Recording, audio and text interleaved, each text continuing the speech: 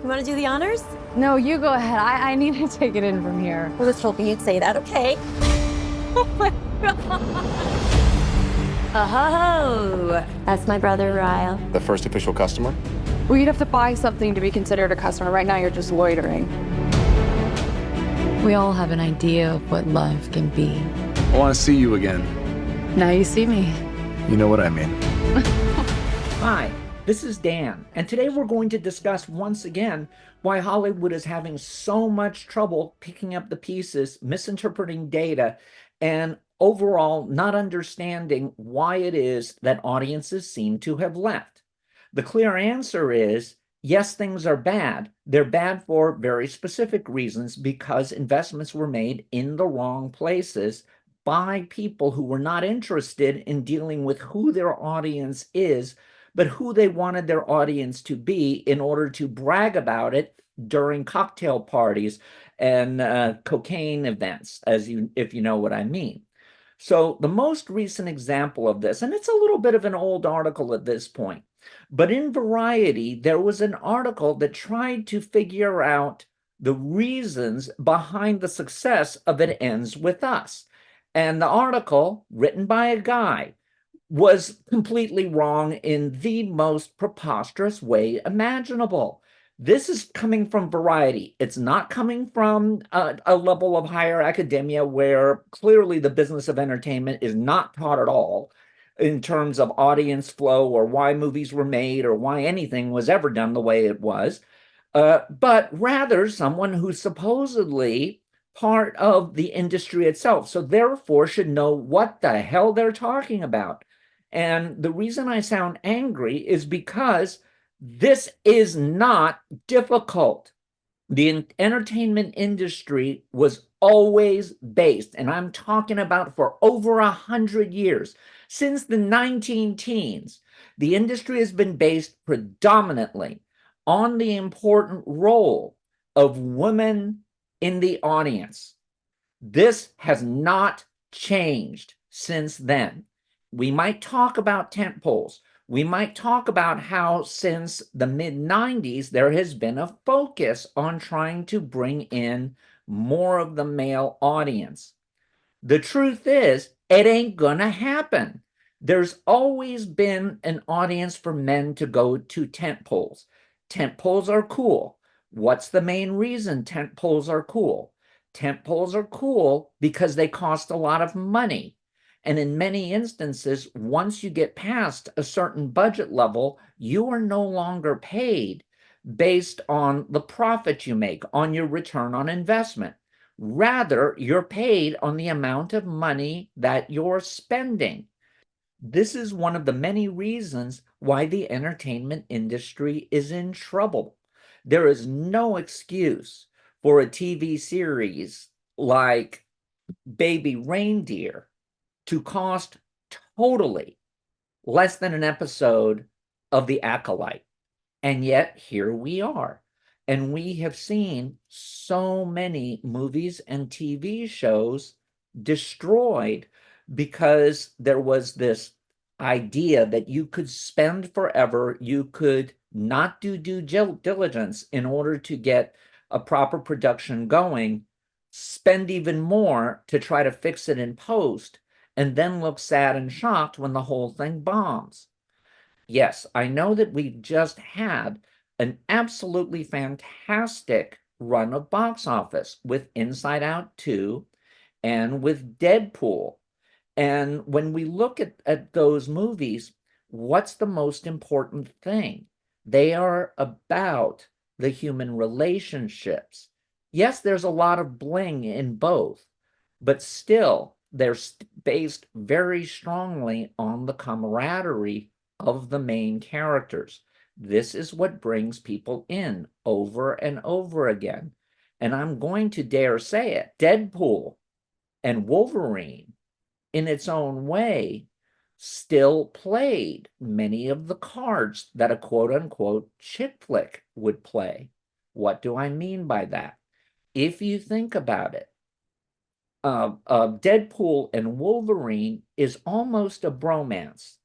It's about the two guys who do not necessarily like each other. They're forced together, and by the end, they come up making a great team. These were very big for the later part of the 80s into 90s. Look at the Lethal Weapon movies. Look at all of the movies that featured any form of male bonding. Jackie Chan movies. These were all movies that still had that interpersonal relationship between people. And yes, they might have spectacular car chases, they might have big special effects scenes, but what you walk away from them is not with the bling of the spectacle. Instead, you're walking away with the fun, the feeling that you are a participant. Now, let's look at a movie that failed dramatically recently and should have picked up on this, and that is The Fall Guy.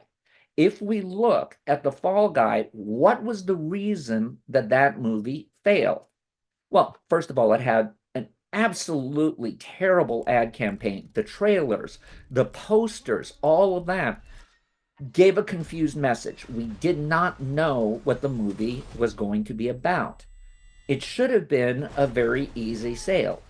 In and of itself, in terms of concept, it was very much like the 80s movie Romancing the Stone, which revitalized Michael Douglas's career, gave Kathleen Turner a chance to step out of the kind of femme fatale role she had assumed because of body heat, and moved her into someone who became much more interesting casting than that femme fatale role might have led her to be. Look at what's happened since then with Sharon Stone. She played the sex pot a little bit too long without varying the types of movies she was in. Yes, The Quick and the Dead was a nice example, but it wasn't followed up appropriately. It was followed up, I believe, with Sliver, where for some reason her feminine power had been turned around and turned into victim energy to, of all people, William Baldwin. So you've got to be very careful with how you structure your career. But what happened with The Fall Guy is that, picking up on the cues from Barbie, the advertising based on Ryan Gosling was mistaken. They played him as if he was a continuation of Ken, meaning someone who was a good accessory for the female. I'm not going to say there's anything wrong with that. There have been a lot of great movies that were made following that pattern. But the problem is they were also trying to sell it on its action-adventure components. And just like with Romancing the Stone, you needed to pull up the role of the guy in order for him to be an appropriate mate for the female. It doesn't matter what the movie is called. What matters is that the male character in that type of romantic comedy has to continually prove that he is worthy of the female character. Why? Because since the beginning of Hollywood, that has been a norm. If you look at some of the biggest male stars, whether it be Clark Gable, whether it be Robert Redford or Paul Newman, whether it be Harrison Ford, whether it be Denzel Washington, it doesn't matter who it is. In most of those movies, you have a guy who is in some form or another almost untamed.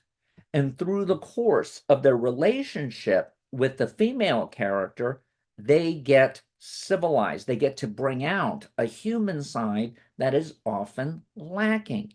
If you begin it with the male character as less than worthy, then what's the movie about? It just becomes a one joke picture, and that's not enough to sustain audiences.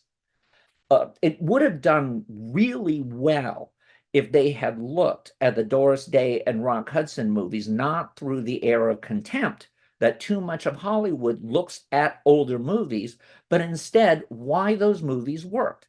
If you look at the average Doris Day Rock Hudson movies, what you have in them is you have a female character who does indeed have all of the girl boss credentials.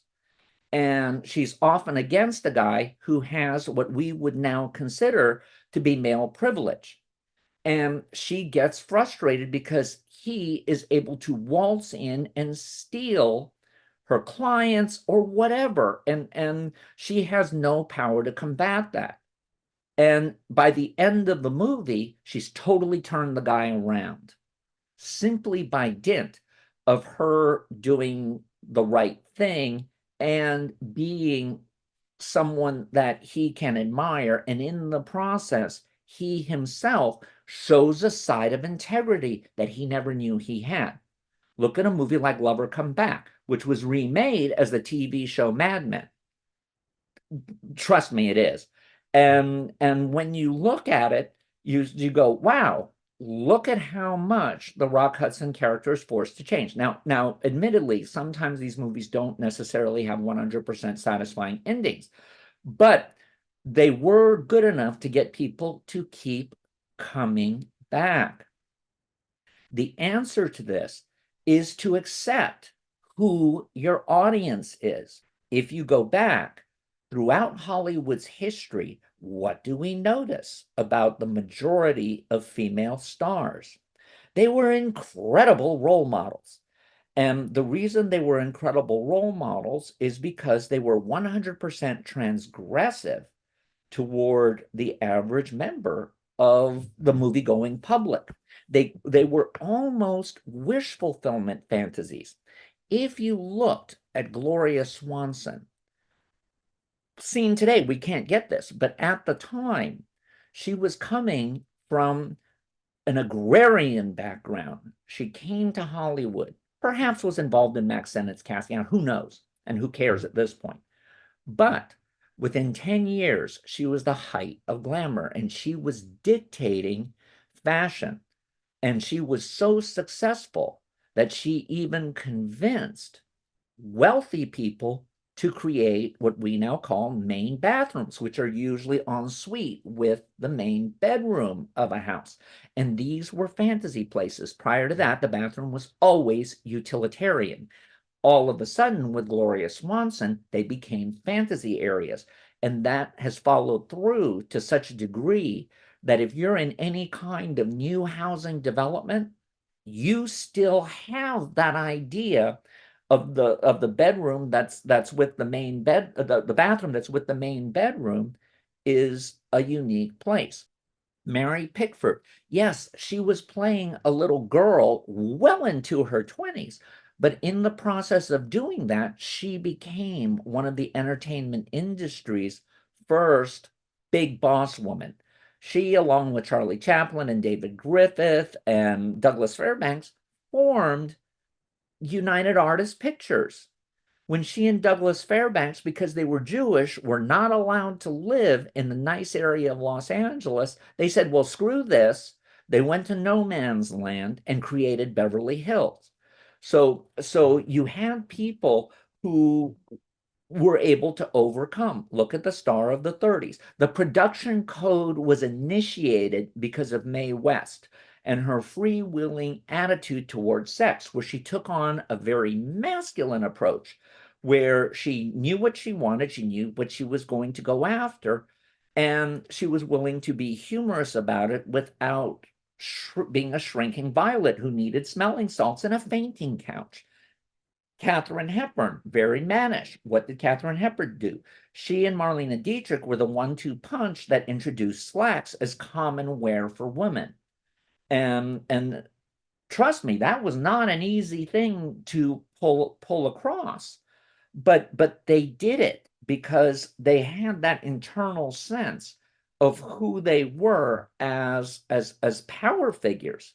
And then you see people like Bette Davis and Joan Crawford, who were not necessarily physically attractive. And that seems, especially in the way Hollywood is often taught today, a primary requirement. And yet the biggest stars and the most memorable ones over time were not that. True, Joan Crawford had a certain strikingness to her, and she was incredibly charismatic. But that came from her having a poverty-stricken childhood and having to have that natural toughness that when your mother sells you as a prostitute when you're 13 years old, you are not going to go back to that position ever again. And during the Depression, when people were feeling defeated, that kind of will to power in Joan Crawford's just personality helped carry people through.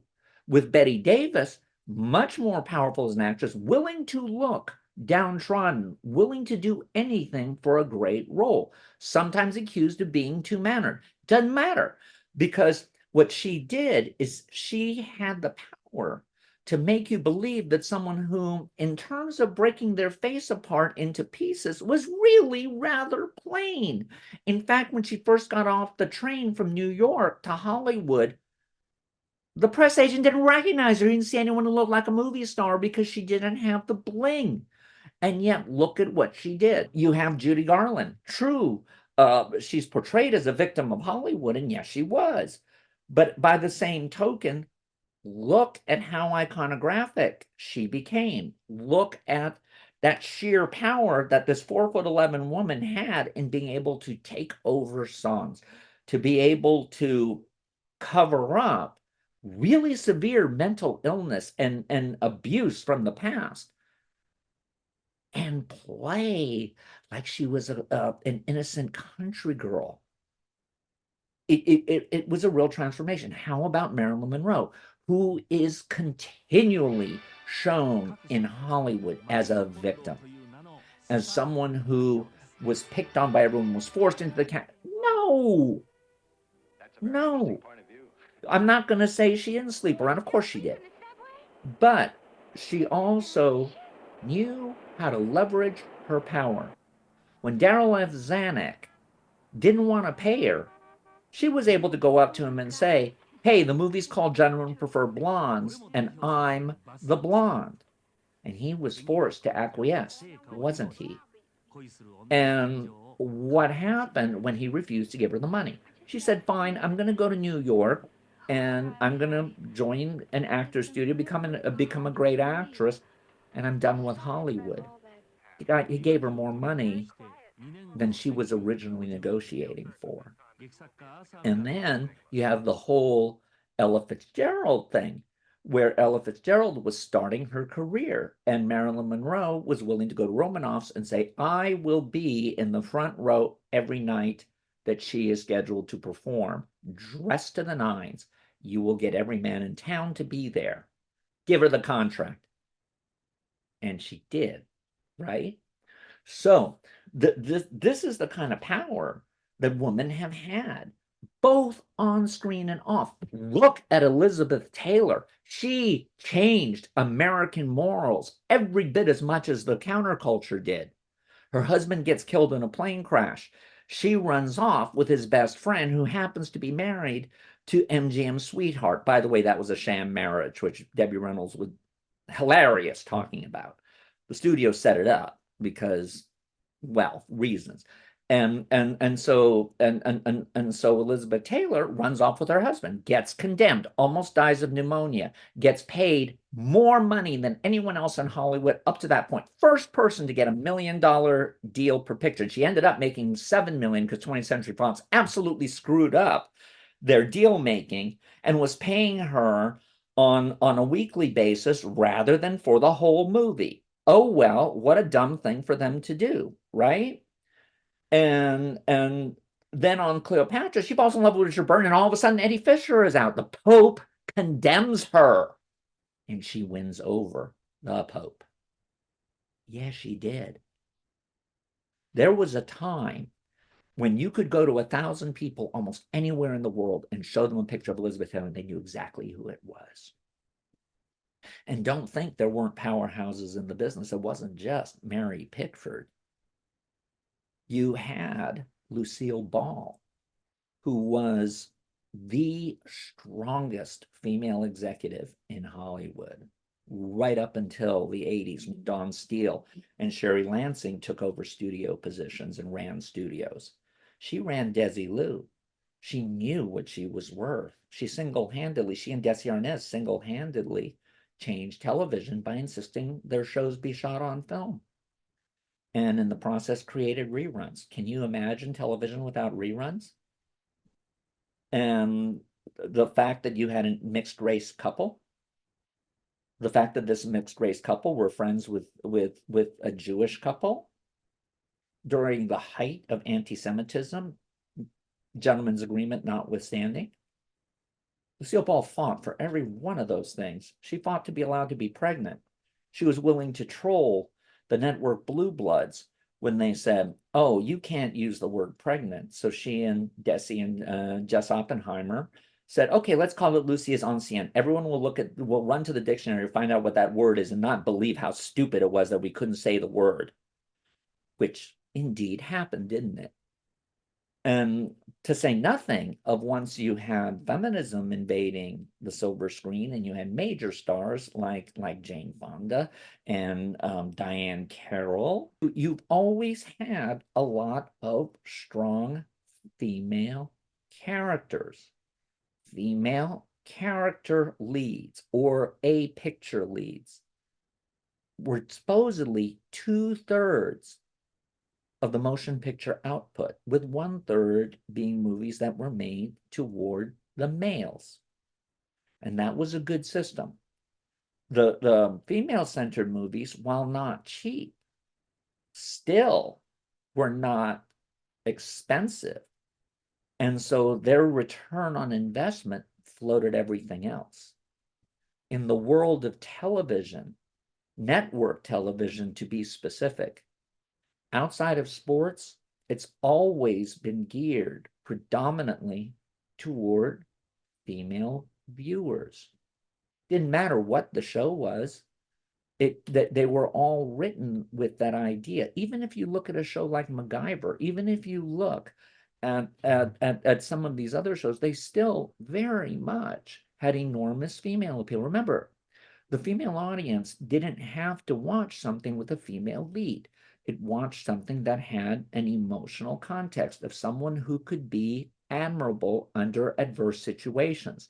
A character where you could say, you know what, if I was in that position, I might not have the courage to do what this character did. So I am impressed by them.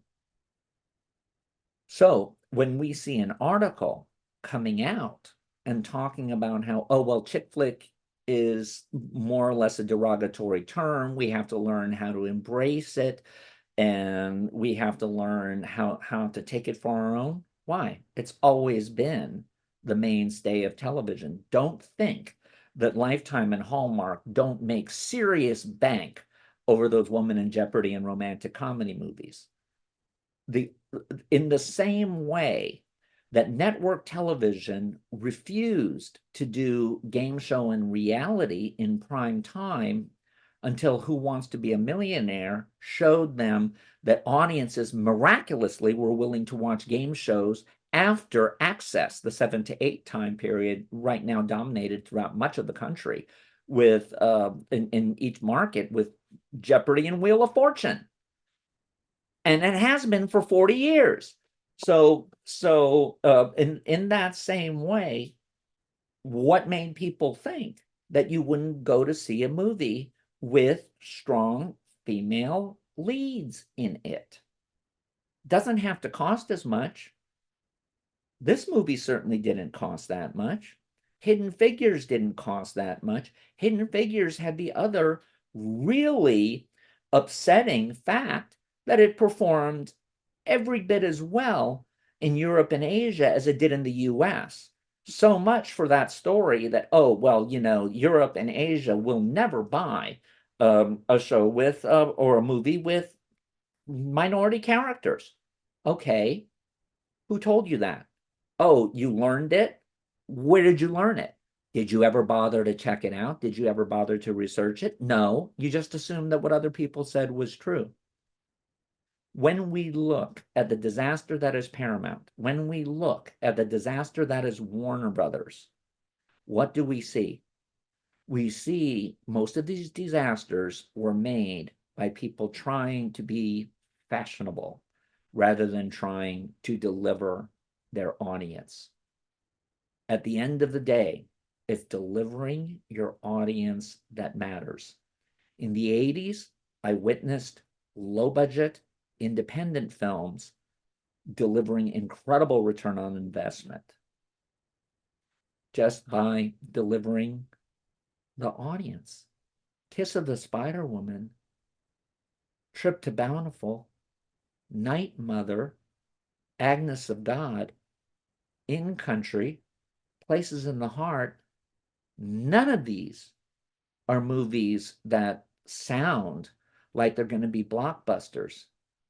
Yet, in the same way Fried Green Tomatoes was, they were massive hits. Deliver your audience, not what you would like your audience to be.